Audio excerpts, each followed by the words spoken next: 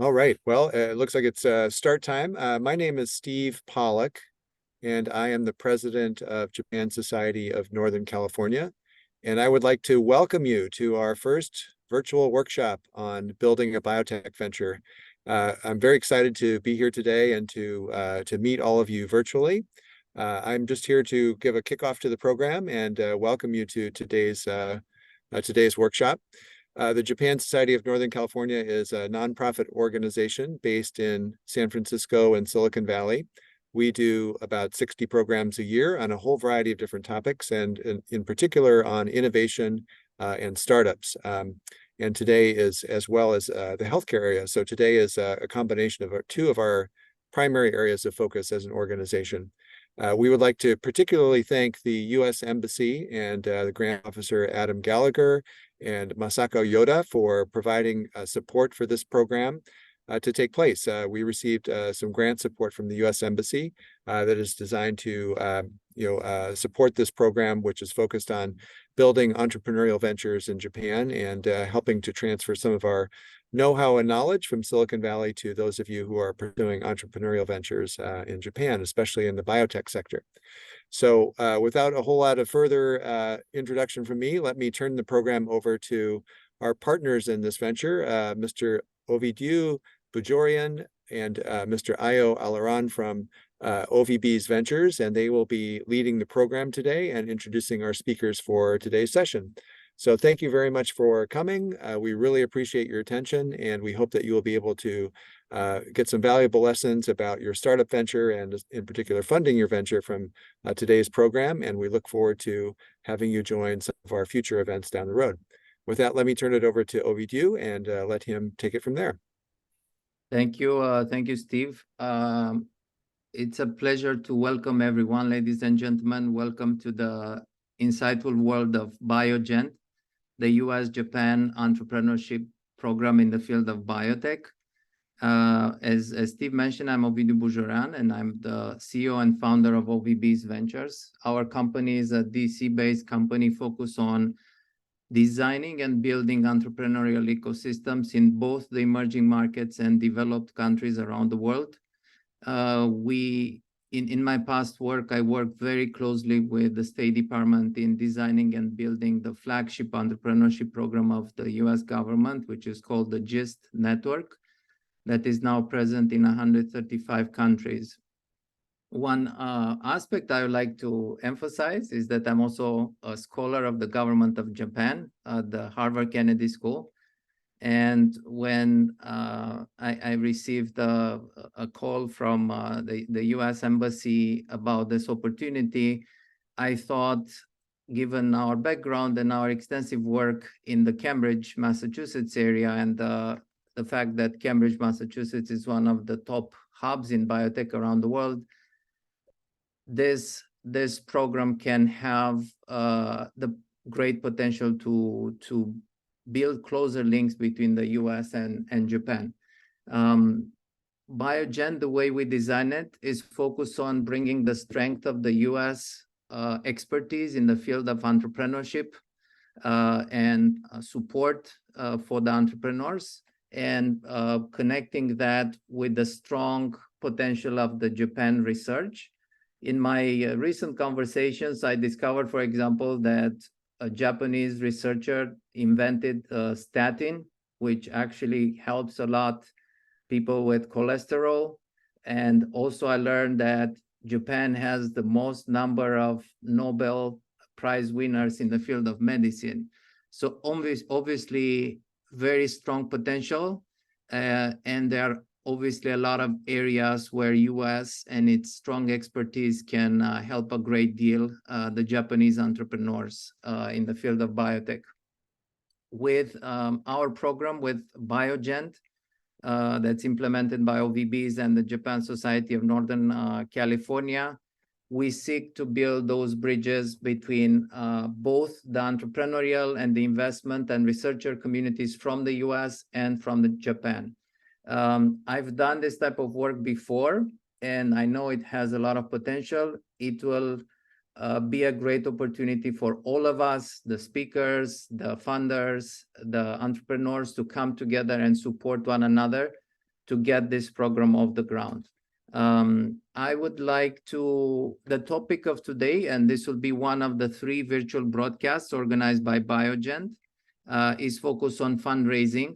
And we will take the participants through a journey that explored the topics of fundraising, investment, and venture capital. We have with us 3 amazing speakers from the US and from Japan. First, I would like to welcome Michael Corris, who is a serial entrepreneur, an inventor, a researcher, an associate professor. Michael is the chairman of the board of directors for Corvium and a member of the board of directors of AdGene. And currently, he is the co-founder of a stealth biotech venture. He's a serial entrepreneur, and we thought his expertise would be very relevant for our conversation. Michael has a PhD in biomedical engineering from Boston University in the US and was a visiting scientist and scholar at the Massachusetts Institute of Technology in the specific fields of synthetic biology, biochemistry, and biophysics. Thank you for joining us, Michael, today. Second, we have with us Kirsten Leute, who is a partner with the University for University Relations at Osage University Partners, OUP, in San Francisco, California. OUP is one of the most successful VC funds investing in technologies originated in universities. Kirsten also worked for more than 10 years with the Stanford Technology Licensing Office. And she also worked for many years as a board member of the Association of University Technology Managers from the US. Kirsten is a graduate of Wesley College, Biological Sciences, and Santa Clara University MBA with a focus on managing technology and innovation. Welcome, Kirsten. Thank you for joining us today.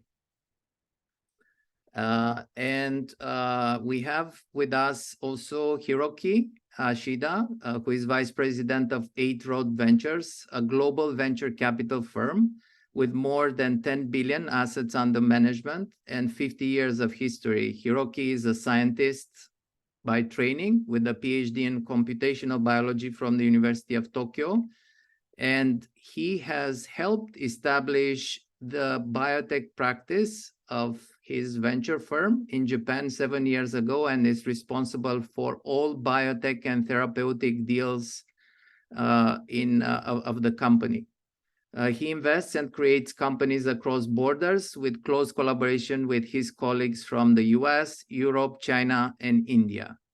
Welcome, Hiroki. I would like, in terms of the flow for the participants, I will start a conversation with our speakers, and I encourage all of you to share your questions in the chat. And our colleague Ayo, thank you Ayo for helping us, will record those questions and send it over to me.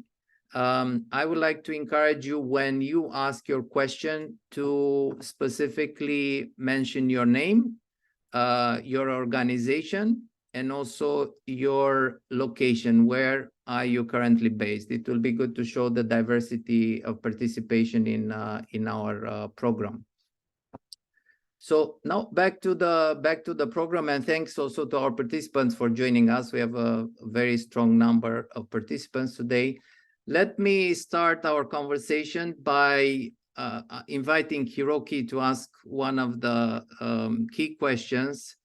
How is the fundraising process in US versus Japan in the field of biotech? Can you provide us with a broad picture, with the macro picture of the biotech sector in Japan? And how do you see that is different or similar with the one in US? And if you can make also any references to how fundraising in biotech may be different than other industries like ICT and other industries. Yeah, sure. First of all, hi everyone, and good to see some familiar faces in the audience. And thank you for having me here today. So I'm personally thrilled to be a part of this because the concept behind this program is, to bridge the Japanese biotechs to US or the global market is right at the core of our strategy at 8Rose, and I'm so happy to be sharing my thoughts today. So very quickly, I'll give you a macro overview of the Japanese market before we dive into some fundraising things. So I think the biggest difference is that in US, there's a virtuous cycle of science, companies, capital, and people. And what I mean by that is if there is a great science, there will be entrepreneurs building that a company around it, and there will be plenty of capital or investors wanting to invest in that company, and using that capital, drugs or biotech technologies will be developed, and they get listed, become a public company, raise even bigger round, and that's positive for patients, medical industry as a whole. And along the way, you make investors happy, and eventually people who were involved in that company will find another science or technology to work on and repeat that cycle again. So it produces more entrepreneurs, more and more companies will be built, more capitals will come in, and more people will come in from different sectors, and the level of the entire ecosystem will automatically elevate. And that's a virtuous cycle. I think that's present in US. And in Japan, we're not quite there yet. Overall, there is good quality of science. Number of researchers, number of patents, number of published papers are really at the top level. However, if you look at the total number of investment size to the whole sector is just under $200 million US. That's 1% of what's invested in the US, very, very small. And there are approximately 100 to 200 biotech investments per year. So if you do the math, the total amount raised by a company is very limited. And in terms of exits, only 2 to 3 companies get listed in Tokyo Stock Exchange per year. So, and the value of the publicly traded companies are very small, somewhere between 100 to 200 million US dollar, especially with this market condition, and almost no M&As. And so in order to increase that number of capital coming in, and so biotechs can do the fundraise, we need to have, quality companies. And in order to have that, we need good talent, experienced talents. And to have that, we need more exits. So we have been stuck in that negative, linkage for a while now, and we need a breakthrough and any of that component really to break out of this negative linkage.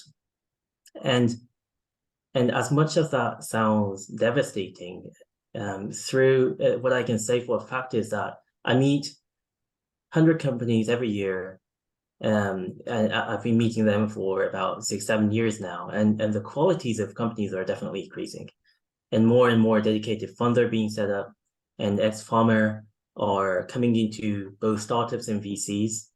And on top of that, I think the Japanese government is really putting an effort into strengthening that therapeutic ecosystem or biotech ecosystem, and providing non-dilutive capital to biotech and therapeutic companies. And one good example is that the government funding agency, AMED, provides twice the amount of capital invested by a group of selected VCs certified as a hands-on biotech investors.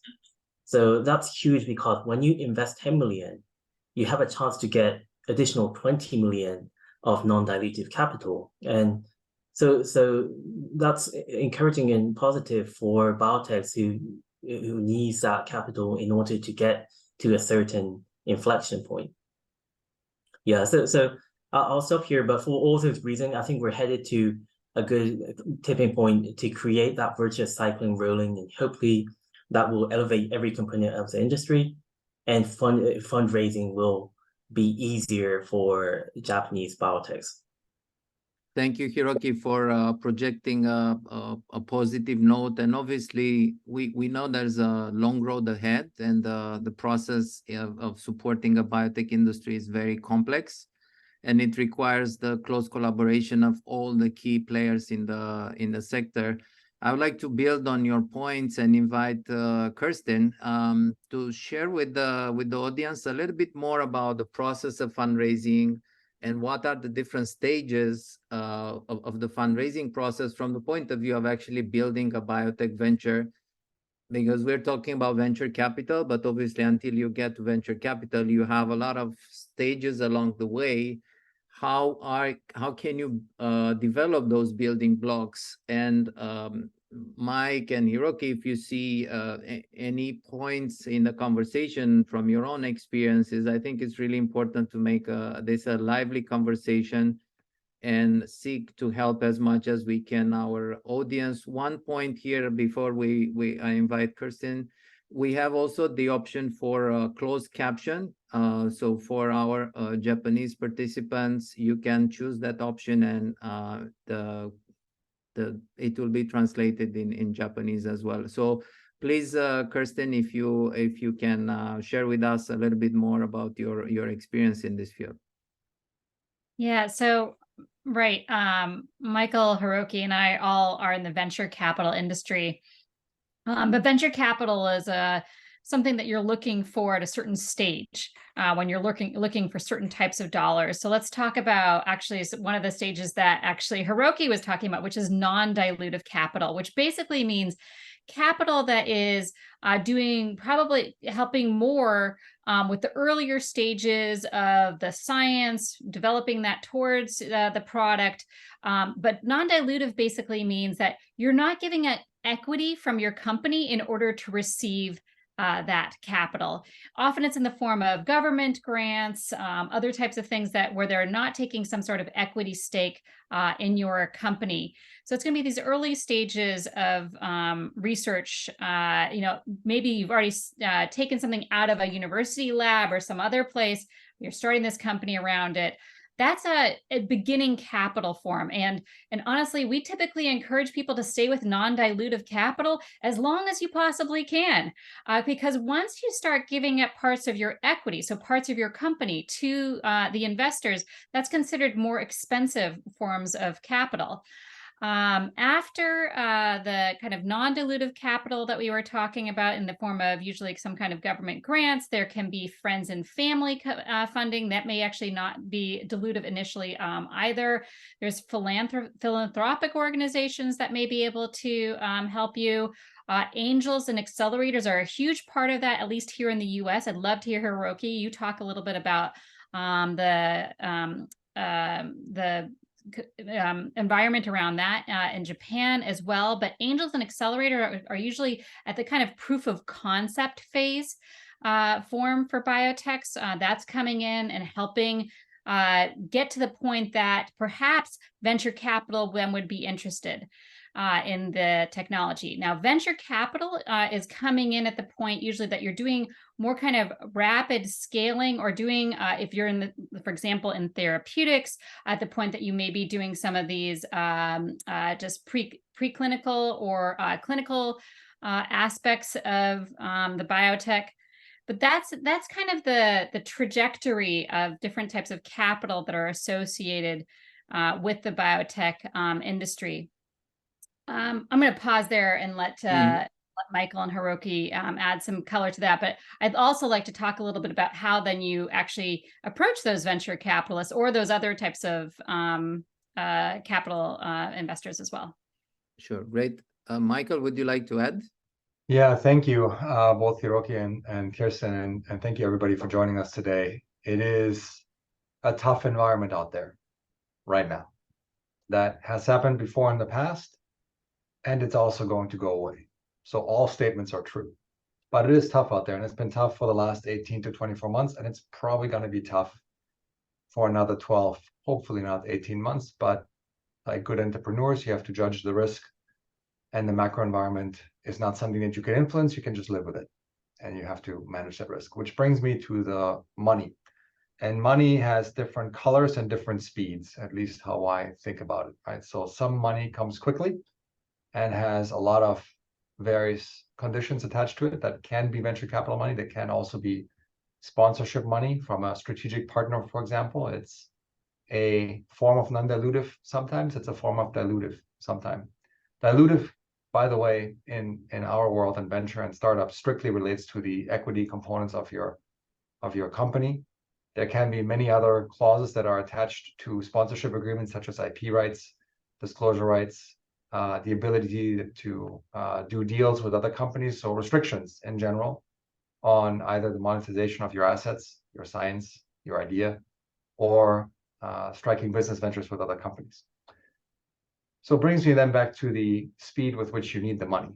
Like we can always say as entrepreneurs, which has been my principal area of endeavor for myself, I started a couple of companies and I'm currently running 2 startups, right? One is Vulcan Biologics here in the United States and the other one is GDMC in Singapore. So I'm active in Singapore primarily, which is still yet another environment than Japan. Still tough. The time that it takes to receive government funding, I don't know about Japan, but I'm very sure is not any faster than it is in the United States, right? So we can all agree with that. Everybody here that's from the sciences has dealt with grant funding, and yet it is oftentimes the first best money that you can get. So when you're structuring your overall arc of your startup, which is probably a 10-15 year arc, especially on the therapeutic side, but also to a large extent on the diagnostic side and on the medical device side, you have to take into consideration the timing of cash flows always, which means when will I receive said money?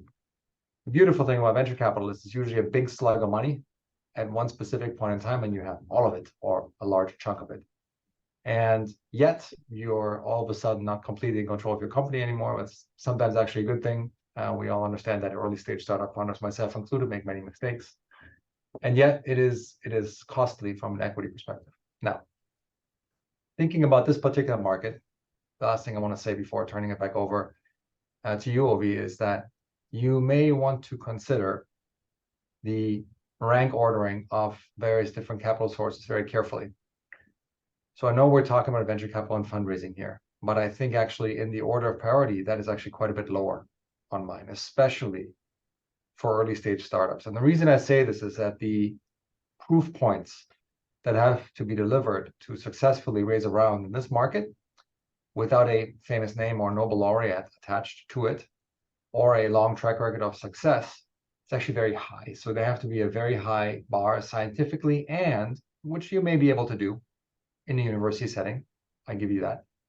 The second part, which is significantly more difficult, is okay, well, you need to have taken several steps towards commercialization, whether it's designing prototype devices, whether it's running an initial tox batch or GLP work before even getting close to raising venture capital. So it is not true in this case today that you can raise venture capital to do a bunch of science work.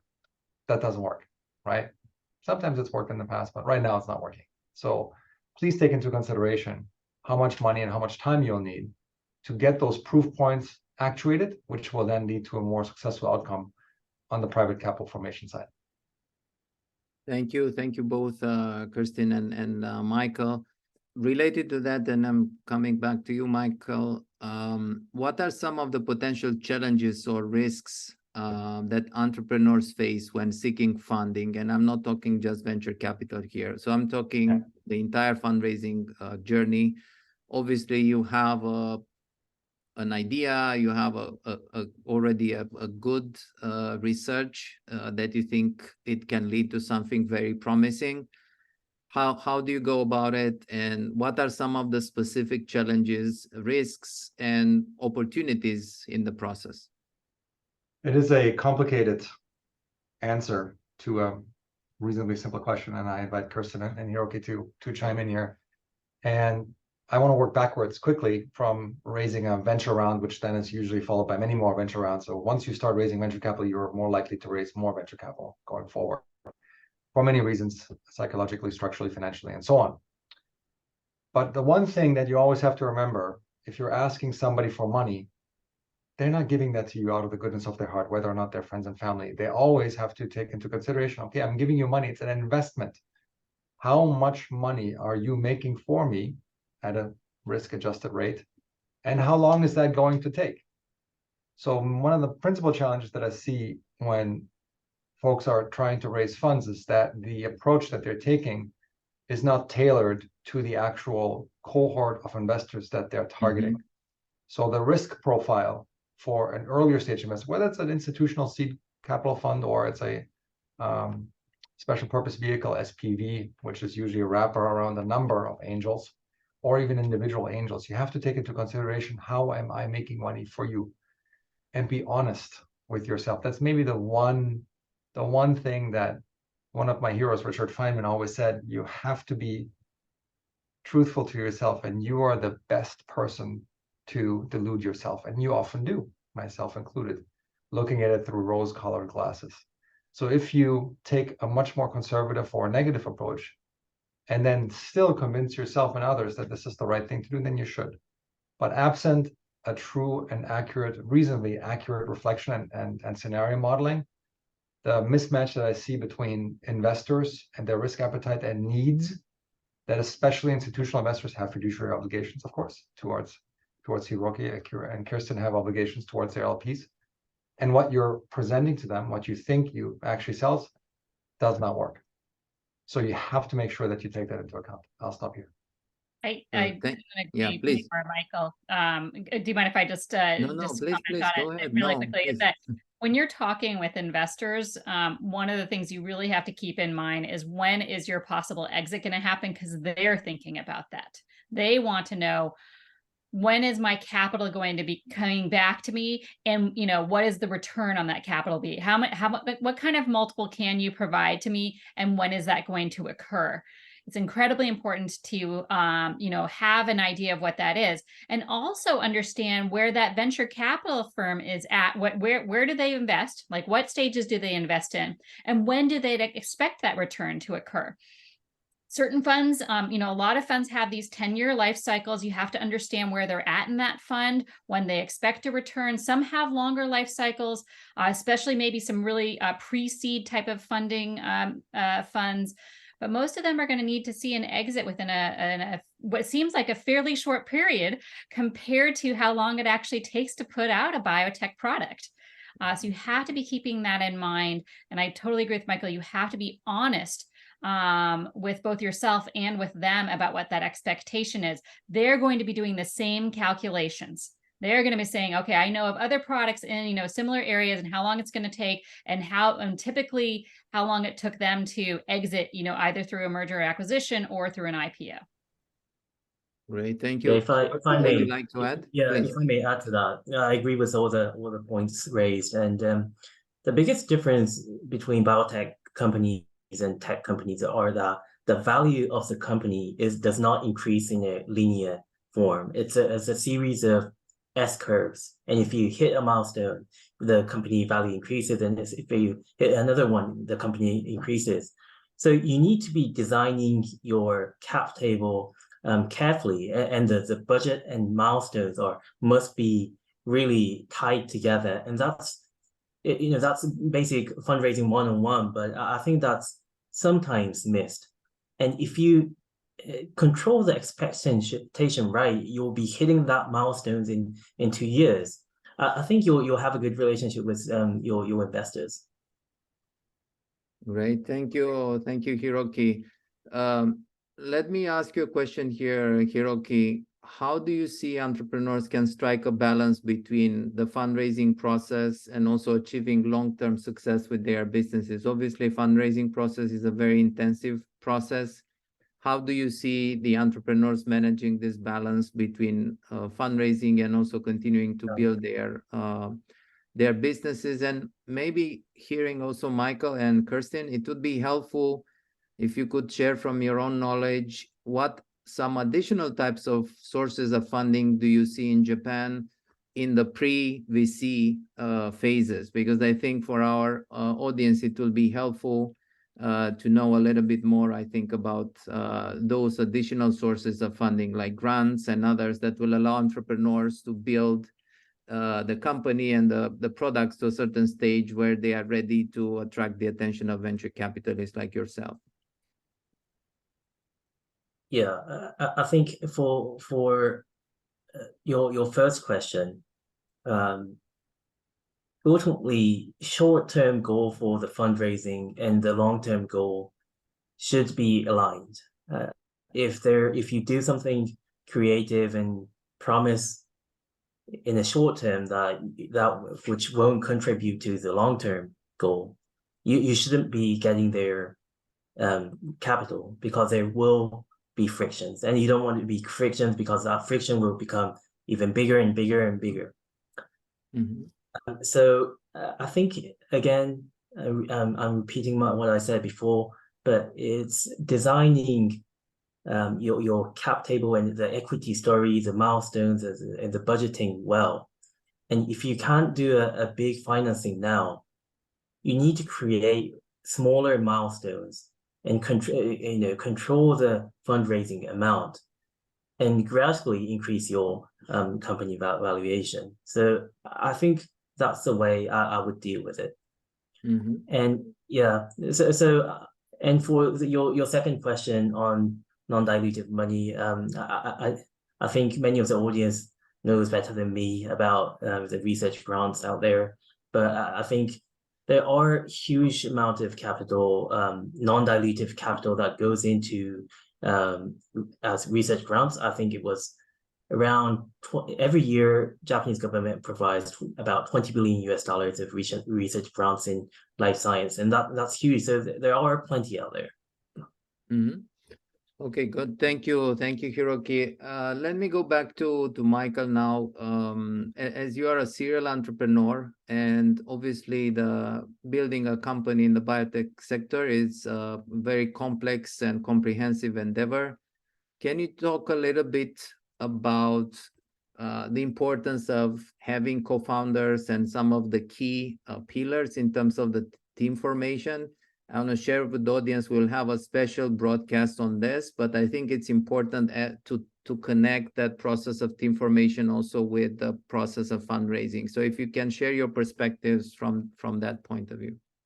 Yeah, it is a critical topic, and I would like to share an anecdote that is now more than 10 years back from one of my founding histories. But before I do that, there is a critical recognition that you have to come to when you are founding an entity together. You should found it together. It's hard to be alone.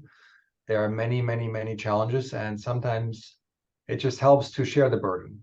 And also creativity is greater when you have a smaller number of entrepreneurs. Conversely, it is absolutely deadly to have too many co-founders.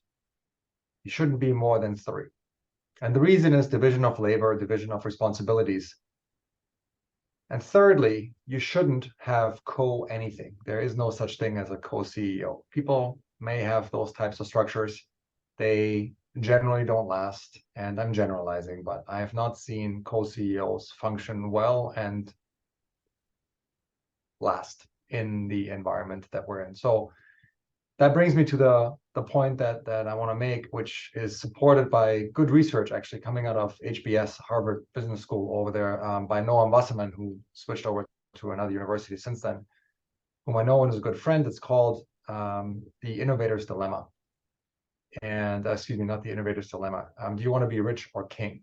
So that is the question that all startup founders as a team need to ask themselves. And that's the question about alignment. Why are we doing this together at all? Some founders are driven to pursue the commercialization of their technology to have positive impact on patients. Some founders are driven to capitalize on market opportunities that they perceive. Some founders are driven to create wealth, and that's a completely legitimate way to consider yourself a founder and to contribute. But the biggest challenge that I see, which has also happened to me, is when founders are not aligned. You're not aligned and you don't talk about it, and it is going to blow up. So what happened early on with my ventures is that 3 founders, all academics, founded a startup, and it ended up that 2, me and my friend, went forward, and the third one did not, because we were not aligned. It ended up acrimoniously in court. So these things can happen. I understand the legal system is different in Japan by the United States. That can and often does get resolved in court. It did get resolved out of court, like most lawsuits do, but it did go through the legal system. For the simple reason of us not having been able to discuss what our actual goals are within the startup and with the startup and with this entity formation and with all of our goals individually and jointly. So as you are thinking about forming your team, please, please, please make sure that you have, again, honest discussions amongst the startup founders. Why are you doing this really? How long do you intend to do this? Do you actually need to take a salary at some point in time, or can you stretch yourself for a little bit? All of those parameters materially influence your fundraising strategy, your funding strategy, your persistence in the startup. I like to joke that the entrepreneur's spirit animal is the cockroach, because you have to survive a nuclear blast in order to be successful. But good entrepreneurs are like that. They can't be killed, because you have to be able to survive bad markets, not being in the right field. If you're not in CRISPR, like 5 years ago, very hard. If you're in CRISPR, great. It almost didn't matter what you're doing. Same thing with ML right now, right? If you happen to be. So make sure that as a founding team, because you'll be spending a lot of time together, that you work with people that you can trust, and the trust has to be expressed in the openness by which you form that initial partnership and in which you then conduct yourself. And also, nothing stays the same throughout life. I used to have hair, I don't anymore. When changes happen, let's discuss those changes too. The worst thing is to not talk about it. It is going to blow up. Thank you, Michael. I also encourage the audience. There is a new article now, not about the cockroach, it's about the camel versus unicorn, and how it's so important to actually build a resilient venture that can actually save resources for the time when it will actually need it.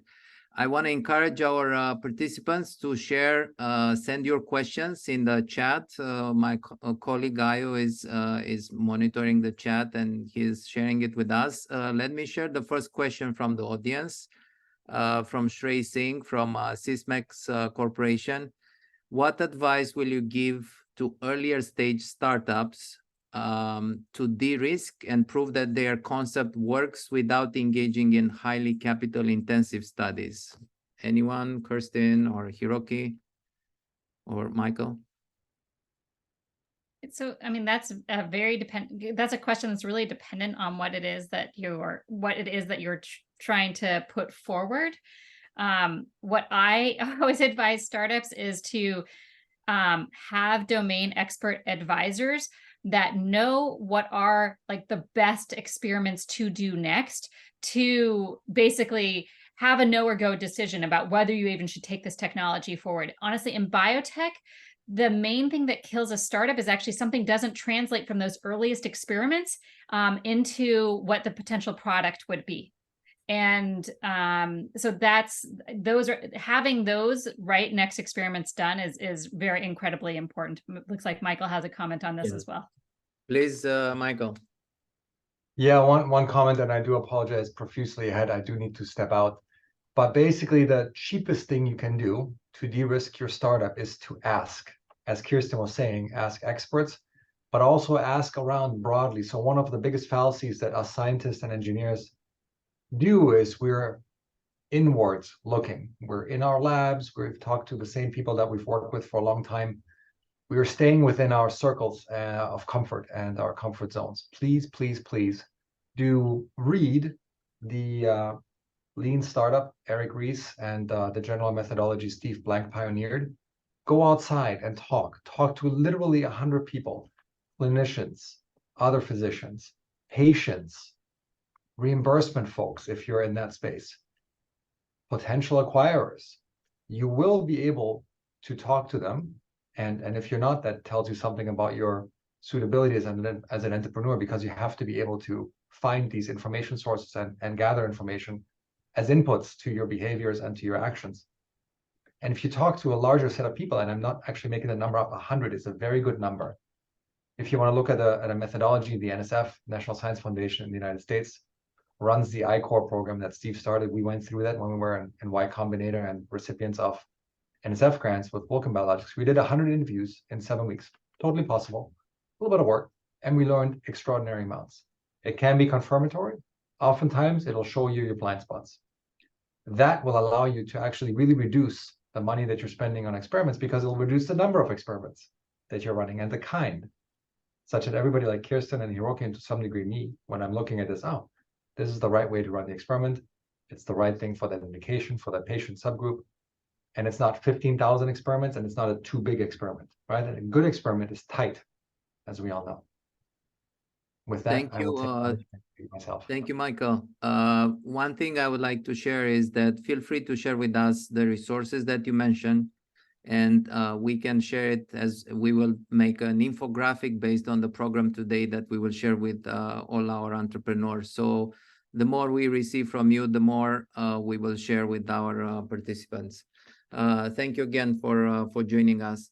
Let me go back to Kirsten with the question. Obviously, once you have a key product that has been validated by experts, as you are sharing, what role do you think storytelling and a compelling vision plays in securing investment, grants, and later on investments? It will be great to hear from your perspective. It plays a huge role. When we're looking at investing in an opportunity, so our team of investors all have scientific backgrounds, so they're looking very heavily at the science. They understand how products are developed, etc. But we're investing in a team that actually can take this forward.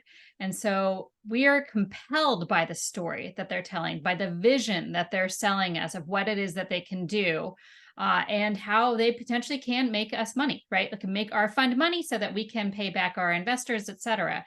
So developing that story is critical. And so the person who ends up being the CEO or the main person running this has to be a good salesperson. We were talking before about fundraising and about when that person is, when the team is going out fundraising, but particularly the CEO, they're kind of always on a fundraising basis. Even when they're not, closing around, they're thinking, okay, I've got a runway now for 18 months, 2 years, but I have to think about when that next fundraising is going to happen. I've got to keep engaged with our current investors, and then, look at possible new investors. So there's always this storytelling that's happening about what it is that what you are able to achieve with your particular company, with your product, et cetera, and why those investors would want to buy into that story. Thank you so much, Kirsten. Let me go back to Hiroki now. We have a question from our partner, Steve. Thank you, Steve. What do you think about the necessary alignment between entrepreneurs and investors? How important is that, and how do you check the alignment between what you want to do as an entrepreneur and what an investor wants to do from multiple points of view? I think that's a critical issue. I think that's a very good question. It begins from before the investment. You receive that money.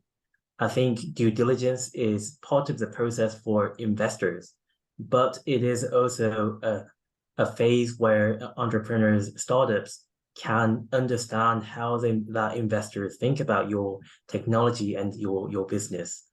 So I wouldn't say, there's no negotiation tactics, or it's not negotiation. It's building that relationship, trust, and building that mutual strategy going forward. And I think it's extremely important to begin that from the day you start to talk to them.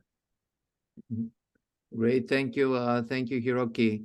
On that front, just to build up, can you share any practical advice for early stage startups on managing the relationships with investors and venture capital investors over the long term?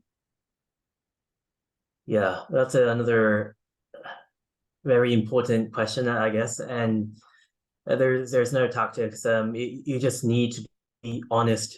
Don't oversell, and be open, be transparent, and have several scenarios, I guess. Investors always want to see a contingency plan when things aren't going well. And if you have that, if you're pushing for aggressive case, investors will start to get worried. But if you are considering mitigation plan, I think you can earn the trust of investors. I just want to underscore what Hiroki's saying is like, and it sounds like it. One of our founders used to always say, the most important relationship you're going to ever have, is your life partner. Your second most important relationship is going to, be your co-founders. We've already had this discussion about co-founders. But, almost along with that is this relationship that you're going to have with your investors. And trust is fundamental on all three of those places that we just talked about, right? And we don't want to invest in people who we don't trust. So when we're looking at investments, trust is critical and communication is critical. So having conversations, people don't want to be surprised. If something happened a couple of months ago, and yet you only bring it up in the board meeting, but it was really, something that could affect the company, the investors are going to lose that trust, in working with you. So it's really important to have those lines of communications open.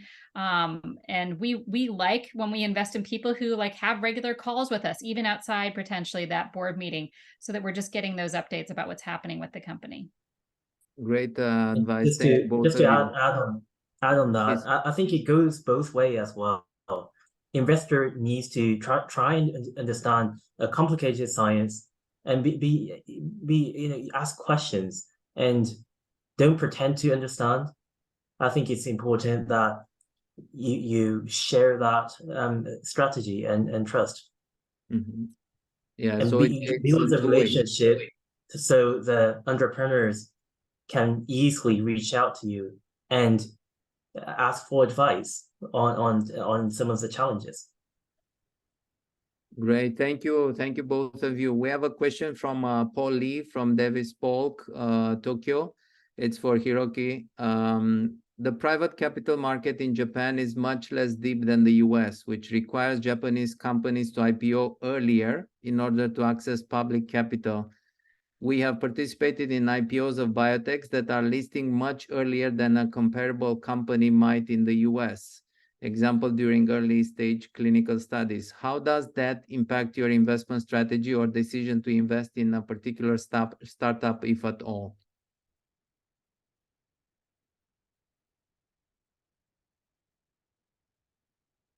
You are on mute, Hiroki. Yeah. I'm sorry. So that's a great question. And I do agree that some of biotech companies are rushing too fast to IPO, and we typically don't want that. And I think it depends when is the best time to go IPO. You need to understand again where your inflection points are of the company, and carefully design it based on that. And it could be that early human POC could be one significant milestone. It could be if it's a genetically validated target and you know that it's going to work if in early stage. It could be it may make sense to go public in early times. So it depends on company to company. And I think the public market in Japan is really tough. Almost most of the public investors are retail investors. So I think the company, so based on press release, I think the share price will fluctuate largely. So companies are rushing to go IPO, but they won't have the freedom to develop what you are really wanting to develop, because stakeholder management, shareholder management will be critical, and that's oftentimes hard to do in public market with most of them are retail investors. Great, thank you, Hiroki. Let me ask you one more question here. It's around liquidation, valuations and liquidation preferences in the biotech industry. Can you share some of your experience on the valuation side and also on the liquidation side, liquidation options? in Was Japan? that me? Yeah. So for liquidation preference, I think M&A, there's absolutely no M&A, unfortunately. That needs to change. So I think liquidation preference, I think is typically just one X and nothing more. There's no tricks that's done around that area. Valuation, compared to US or China or elsewhere, I think it's relatively modest. So that's why I think more and more global investors should focus on Japanese biotechs because there's good science, but it's not crazy high. The valuation is not crazy high like in US or China. Yeah, so yeah, also there. Great, thank you. Let me ask Kirsten here, and also Hiroki, feel free to add on. What are some of the common misconceptions or pitfalls that entrepreneurs encounter when dealing with venture capitalists in the US and also in Japan? Yeah, so one of them that I'd say is that, first of all, that they don't have necessarily the same alignment. They do possibly have the same alignment. The other is that, the investors want to receive the lowest valuation possible for the company, whereas the entrepreneurs want to have the highest valuation possible when they make the investment. That's not always the case either. And there is usually kind of a sweet spot that works well for both of them. And it's them figuring out, like we talked a lot about alignment today. It is figuring out where those alignments come in. Another misconception that happens is that people often think that investors are there, like, I'm getting investors and all they need to give me is money. Like, if that's really all you're seeking out of investor, like, you really need to ask yourself questions about why it is that you just need money and you don't need anything else. You may be not asking the right questions and really whether this is valuable money. Investors should be bringing other things to the table to help your company, whether it is networks, domain expertise, there's other things that the investors should be there to help your company with.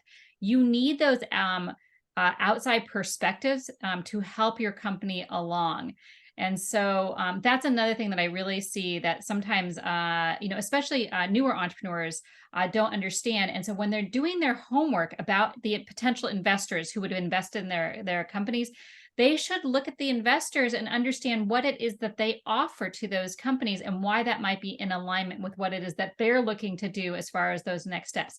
The last thing, and I apologize, I'm going on long, is that investors have seen a lot of companies and gone through a lot of experiences. They have very good advice often for you, and listen to that advice, because you may have your mindset on one path for the company. The investors may have some very good ideas on alternative paths. And some companies that we didn't initially invest in, we invested in later rounds because they heard our feedback and made some adjustments that actually allowed us to be more interested in them in further rounds. Don't think that having one conversation with an investor means that you're done. If you get feedback from them, you are welcome to go back and say, hey, I followed up on that feedback. Wonderful. Thank you so much. We have another question from Ben Miller from Wilson Sonsini in San Francisco for Hiroki, related to earlier question from Paul. He would like to hear more about how Japanese biotech investors' incentives and behaviors differ from equivalents in the US as a result of exit opportunities, tax incentives, who their LPs are, etc. So we are operating in Japan, but really a global fund. So we have similar thinking on incentives for startups. So I don't think there is a huge difference.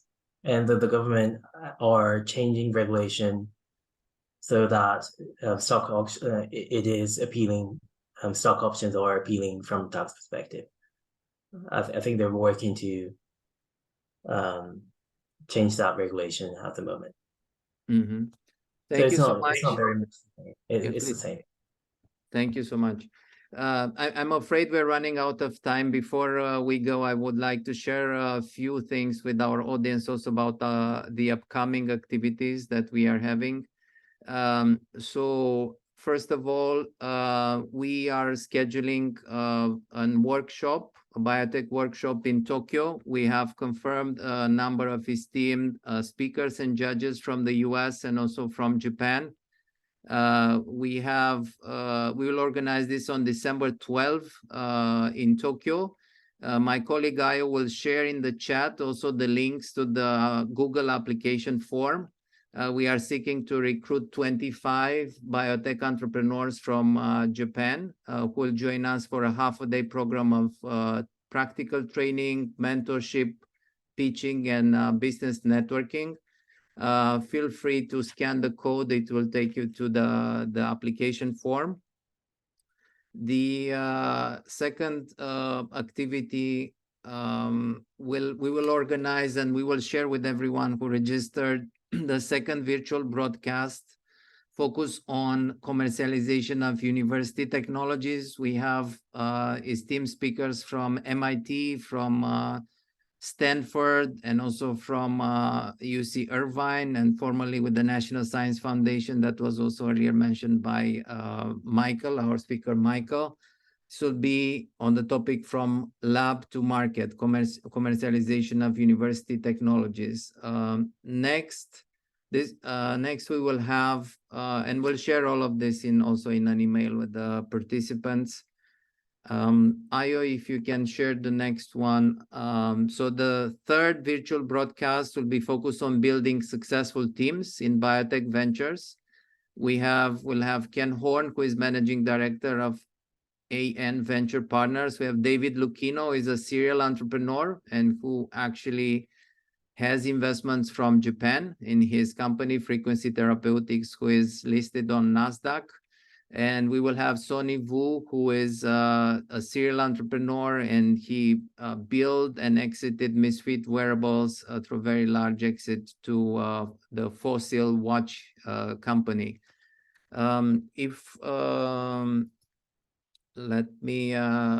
So first of all, I would like to thank our speakers for their valuable contributions to our program. We're grateful for your time and your insights. If we will get questions from more questions from the audience, we'll get back to you. And as discussed with all of you, we plan to produce an infographic that we will share with everyone who registered and participated in our program. We would like to thank to the United States Embassy in Tokyo for their support, and in particular to Adam Gallagher, Masako Yoda-san, Thomas Hines, and Tim Chipulo, to the U.S. Consulate in Fukuoka, and in particular our close collaborator Brandon Posin, who had a strong vision and leadership to support BioJent. And also to Sho Ito-san from the Office of Japan Prime Minister Kishida. He has been very supportive of BioJent efforts and seeing how we can build closer collaboration between the US and Japan in the science and technology areas. Thanks also to Mr. Koji Todaka, who has helped introduce the opportunity of BioJent to more Japanese entrepreneurs. And of course, thanks to my colleagues Ayo Alaran, Oliviana Breda, and also our partners at the Japan Society of Northern California, Steve Pollock, Larry Greenwood, and Miho Greenberg. And of course, also thanks to our translators. So on a personal note, I would strongly encourage all of you to share these opportunities with your colleagues, biotech entrepreneurs from Japan and the US. We are a dynamic program, and we are looking forward to your suggestions. And again, grateful for the participation and support of our speakers and also our funders at the U.S. Embassy in Tokyo. Thank you, everyone. Have a wonderful evening and also a wonderful day in Tokyo. And see you next for the Tokyo Biotech Workshop on December 12th. Thank you. Thank you. Thank you.